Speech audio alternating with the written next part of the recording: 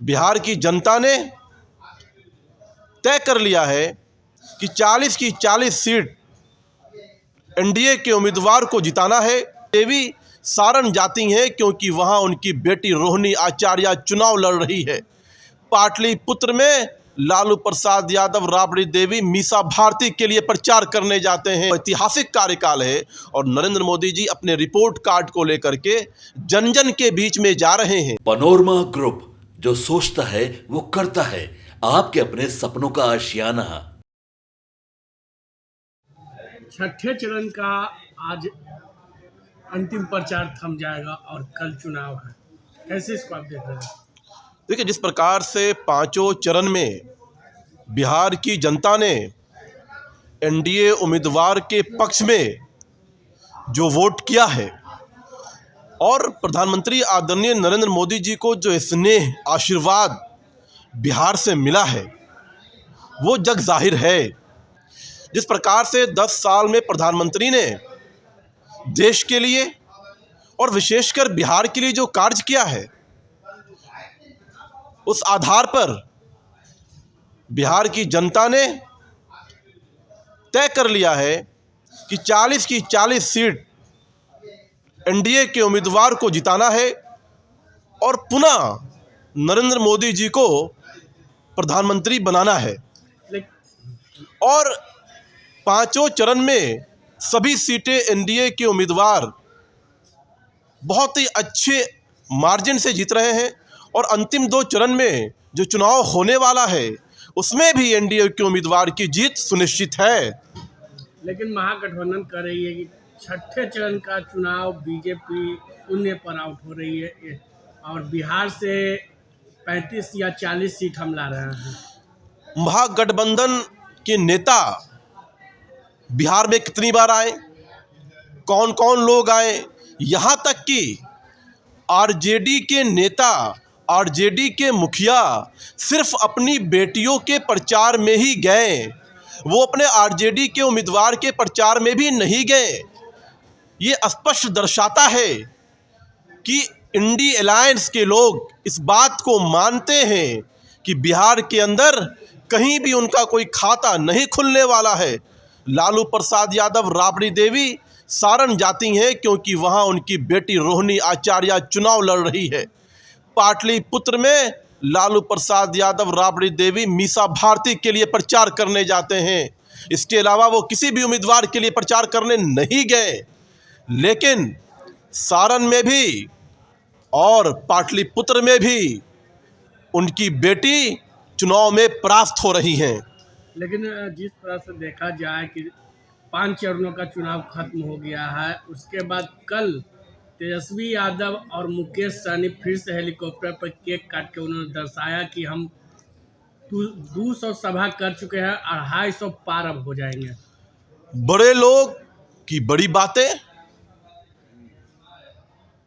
राजा महाराजा युवराज की बड़ी बातें, हेलीकॉप्टर चार्टर्ड पे बर्थडे केक सेलिब्रेट किया जाता है, हेलीकॉप्टर पे मटन और मछली की नुमाइश की जाती है खाते हुए। अब तो बहाना चाहिए केक खाने का, तो एक और बहाना के तहत जो है हेलीकॉप्टर पे केक काटा जा रहा है। बिहार की जनता, जिसको गरीब बनाने का काम लालू प्रसाद के शासनकाल में हुआ, बिहार की जनता जो मेहनत से, मुशक्कत से अपने 2 टाइम की रोटी का गुजारा करती है, बिहार की जनता जिसको प्रधानमंत्री ने अनाज देने का काम किया, बिहार की जनता जिसके घर में पहली बार बिजली पहुंची, बिहार की गरीब जनता जिसके घर में पहली बार जो है शौचालय का निर्माण हुआ, बिहार की गरीब जनता जिसके सर पर पक्का मकान बनाने का काम किसी ने किया तो प्रधानमंत्री नरेंद्र मोदी ने किया, वैसी जनता को हेलीकॉप्टर से केक काट करके, हेलीकॉप्टर से जो है मटन और मछली खिला करके चिढ़ाने वाले लोग को बिहार की जनता ज़रूर जवाब देगी। इंतज़ार कीजिए।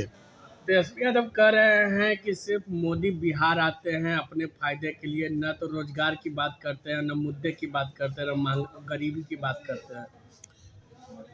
तेजस्वी यादव क्या कहते हैं, उनकी पार्टी के लोग क्या कहते हैं, ये इस प्रदेश की जनता बहुत अच्छे तरीके से समझती है। इसी के कारण 2019 में उनका खाता नहीं खुला था। देश की जनता, बिहार की जनता इस बात से पूरी तरह से मुतमईन है कि नरेंद्र मोदी जी का 10 साल का जो कार्यकाल है वो ऐतिहासिक कार्यकाल है, और नरेंद्र मोदी जी अपने रिपोर्ट कार्ड को लेकर के जन जन के बीच में जा रहे हैं। जिस प्रकार से 10 साल के अंदर जो चुनौतियां थीं, जो विकास में बाधा पैदा करती थीं, जो सांप्रदायिकता सौहार्द को बिगाड़ती थीं, ऐसे सारे विषयों को प्रधानमंत्री ने समाप्त कर दिया।